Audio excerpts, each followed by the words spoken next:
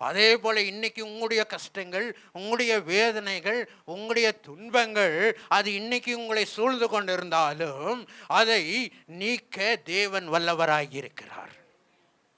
அது வல்லவராயிருக்கிறார். கண்டிப்பாக அவர் செய்வார். ஏனென்றால் நீதிமானின் குரலை அவர் ஒருபோதும் என்ன பண்ண மாட்டாரா? அவர் ஒருபோதும் தள்ளவே மாட்டார். அதுதான் சங்கீதம் 34:17 நம்ம வாசிக்கும் போது, நீதிமான் தேவனை நோக்கி கூப்பிடும் போது, நீதிமான் தேவனை நோக்கி அழுகும் போது அவருடைய எல்லாம் சொல்லுங்க, எல்லாம்